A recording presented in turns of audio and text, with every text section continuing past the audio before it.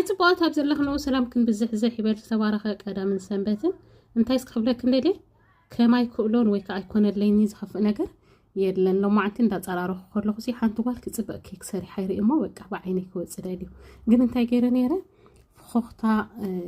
ናይ ባዴላ ማለትዩ ደቀይ በጣም ኢንጆይ ስለዝገብርዎ እቲ ናይ ሞጎጎ ናይ ኦቨን አይበልዕዎን ያው ዳሕራይ ቡን ክሰት ተخلخو ኮነኒ ለስለውይ ሰኔረ ማለትዩ ደቀይ በጣም ኢንጆይ ዝገብርዎ ቡን ከፍልሕ ከለኹ እዛ ኬክ ብለክንስ بعيني ክትወጽእ ታጓል ተሰርሓ ነበረት ማለትዩ ኖርማሊ ከምት ነዊሕ ኬክ መስርሕ የብለይን ኣነ እዛ ሰርሐላ ዘለኹ ናይ ቬጂቴብል ናይ ኦቨን ዝጠቀመለያ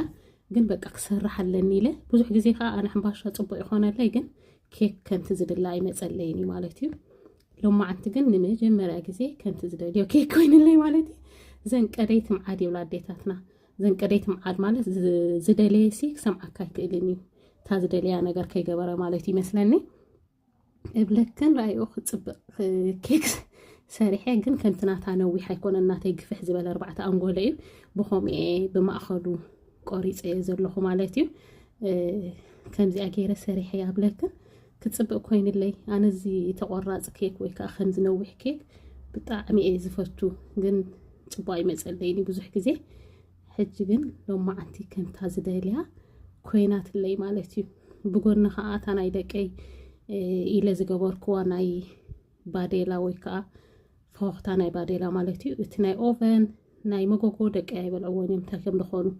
እቶም ናሽቱ ማለትዩ ተዕባይ ኮት በልዐ እቲ ናይ ባዴላ ግን በጣም ኢንጆይ ስለዝገብርዎ እሱውን ገይሮዮ ስለኻ ጸናኹ ማራጺ ብለይን እሱውን ቀሪበ ማለትዩ ናይ ሎማ አንተ ቡናና ከምዚኣ ትመስል enjoy guys እስኸን ከቀዳም ሰንበትክን ከመያሎ አይ ሆፕ ተባረኸ ቀዳም ሰንበትን ኩላትና አብዘለና ይዕድ መንጥዕናን ማለትዩ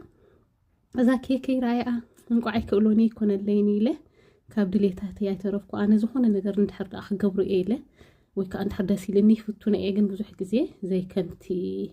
ትደልዮ ክመጽእ ኽእል ማለትዩ ሎማ አንተ ግን ብለክን ዛ ኬክ ከምዚ ኣኾይናት ለይ ነቀደም በላቡና